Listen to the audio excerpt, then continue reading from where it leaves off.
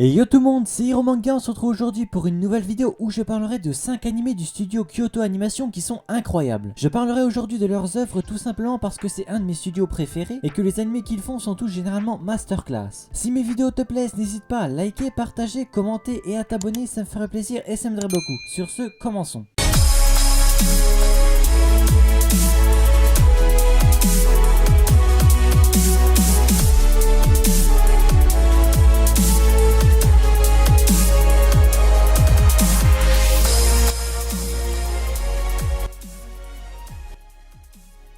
Kyokai no Kanata. Akihito Kanbara, un jeune lycéen d'une quinzaine d'années passionné de lecture, fait partie du club de littérature de son lycée. Il est à la fois mi-humain et mi-homo. Cette combinaison a permis à notre héros de posséder l'incroyable faculté de régénérer instantanément ses cellules, le rendant ainsi presque invincible, voire immortel. La vie de Akihito Kanbara bascule le jour où il sauve une jeune fille répondant au nom de Mirai Kuriyama. Cette dernière, scolarisée dans le même établissement que lui, désirait mettre fin à ses jours pour une obscure raison. Il s'avère finalement qu'à l'instar d'Akihito, elle possède également d'étranges pouvoirs spirituels. En effet, Mirai détient la surprenante faculté de manipuler le sang à sa guise, un pouvoir jugé particulièrement dangereux et néfaste par les hautes instances du monde des esprits. De ce fait, Akihito s'embarquera bien malgré lui dans une sombre histoire. Déjà, je peux vous dire que ça ne manque pas du tout de scènes d'action, surtout que l'animation est excellente et loin d'être moche, sans parler des graphismes qui sont au même niveau. Des personnages mignons et drôles, ce qui donne du plaisir à les suivre. L'anime mélange comédie et côté sombre, on se rapproche par moments pas mal du dark fantasy, et des fois avec certains épisodes l'ambiance est plus légère et comique. Pas mal de mystères entourent les personnages principaux et pour avoir la réponse à nos questions, l'anime nous incite à le continuer jusqu'au bout. Et pour l'avoir terminé, je peux vous assurer qu'il mérite sa popularité. L'anime a 12 épisodes sortis en 2013 disponibles sur ADN, ainsi qu'un film qui fait suite à l'anime sorti en 2015. Il a pour genre action, comédie, drame, fantasy, psychologique, romance, school life et seinen. Et pour thème démons, magie et monstres.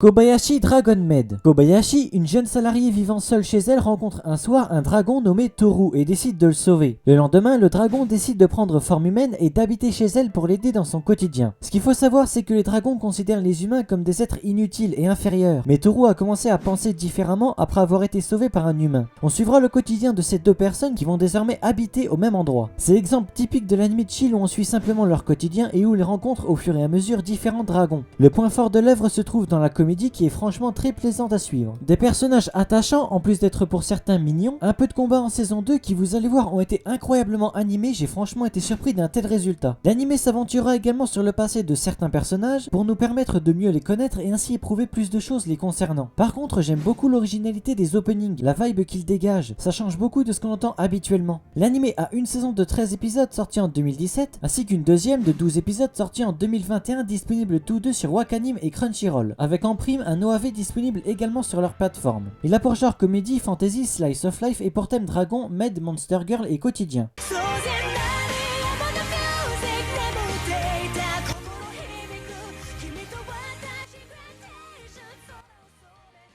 Amagi Brilliant Park. On suit Seiya Kanye, un lycéen prétentieux et narcissique, sans amis. Un jour, Isuzu Sento, une nouvelle élève, lui demande de l'accompagner au parc d'attractions Amagi Brilliant Park pour lui demander son ressenti. Le parc en question est au bord de la faillite et n'accueille presque plus personne au vu de son état. Après avoir rencontré la directrice, celle-ci avoue venir elle et ses employés du royaume magique, un autre monde. Ils ont pour but d'accueillir 500 000 visiteurs avant le 31 juillet, soit un délai de 3 mois, sinon ils perdront leur lieu d'habitation. Celle-ci lui demande alors de devenir le directeur du parc d'attractions et ainsi le faire revivre, car elle voit en lui les compétences qu'un directeur devrait avoir. C'est avec l'aide de Isuzu que Seiya fera désormais tout son possible pour rénover le parc et ainsi atteindre le quota de visiteurs avant la fin du temps limite. Alors d'un point de vue extérieur, ça peut paraître un peu enfantin. C'est vrai que dans le parc on a des peluches et tout autre animaux qui parlent. Ça ne plaira évidemment pas à tout le monde et je le conçois. Ce qui m'a fait accrocher sur le coup, c'est vraiment la personnalité du personnage principal. Et voir finalement si au bout du compte il arrivera à faire revivre le parc. Seiya est le personnage typique d'une personne qui prend ses propres décisions. Il n'hésite pas à agir quand il faut, il réfléchit et tient sincèrement à réussir ce qu'il entreprend. En termes de points positifs, je peux ajouter que l'opening est assez incroyable. En plus d'avoir des OST qui pour ma part m'ont étonné parce que je m'attendais pas à les trouver aussi cool. Surtout pour un animé comme celui-ci. Parsemé en plus d'un peu de comédie pour détendre l'atmosphère. En tout cas, une bonne découverte que je vous conseille sans hésitation. L'anime a 13 épisodes sortis en 2014 ainsi qu'un épisode spécial sorti en 2015 disponible sur ADN. Il a pour genre comédie, drame, fantasy et pour thème magie.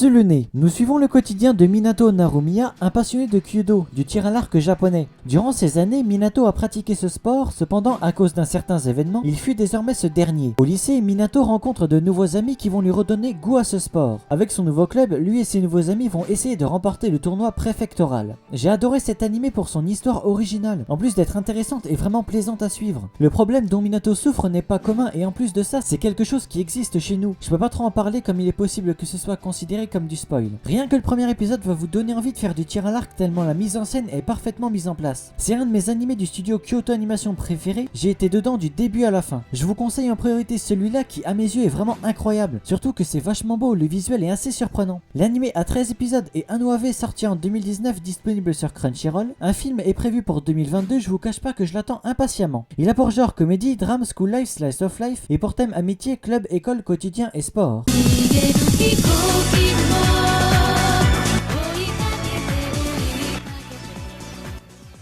R. La fille du ciel, une légende basée sur une fille qui posséderait une paire d'ailes dans le dos et qui parcourait la voûte céleste. Tout cela paraît telle une fable, un conte de fées, mais pour la famille Kunisaki, c'est une réalité qu'elle poursuit depuis des générations passées. Yukito Kunisaki est un vagabond qui erre de lieu en lieu cherchant à gagner un peu d'argent, pour se nourrir en usant de son talent de manipuler une marionnette magique, et cela sans fil. Le jeune suit en réalité les traces de sa mère ayant recherché la fille du ciel, durant toute son existence. Durant son voyage, il atterrit dans un petit village au bord de la mer, où il rencontre une jeune fille un peu naïve appelée Misuzu, dont le rêve le plus cher et très particulier est de pouvoir s'envoler. Par la force des choses, Yukito se retrouve à s'occuper de Misuzu et décide de rester au village. Les événements qui se dérouleront devant son regard par la suite seront en fait l'écho d'une histoire qui dure déjà des milliers d'étés. Je l'ai vu très récemment et je peux vous dire que j'ai juste adoré. Ça faisait vraiment longtemps qu'un animé m'avait pas autant surpris et motivé pour voir les épisodes au plus vite. Dès le début, le mystère plane et on veut savoir la suite. Chaque personne rencontrée ne fait que renforcer ce mystère. C'est juste trop intriguant. Une histoire intéressante du début à la fin. J'ai enchaîné l'animé en l'espace de 2 jours, tellement je voulais avoir la réponse à mes questions. Les émotions sont vraiment présentes, en plus de ça des chara-design très similaires à Clannad, c'est peut-être pour cette raison que j'ai adoré l'animé. Foncez le voir à tout prix, vous ne le regretterez pas. L'animé a 12 épisodes sortis en 2005, disponible sur ADN. Il a pour genre drame, moe, romance, surnaturel et pour thème amitié. Bon et bien voilà, nous arrivons à la fin de la vidéo, j'espère qu'elle vous aura plu. Si vous voulez une autre vidéo où je parle de plusieurs animés d'un studio en particulier, dites-le moi en commentaire ainsi que le studio en question et je verrai ce que je ferai. N'hésite pas à liker, commenter, partager et à t'abonner, ça me ferait plaisir et ça m'aiderait beaucoup. Sur ce, moi je te dis à plus pour une prochaine vidéo.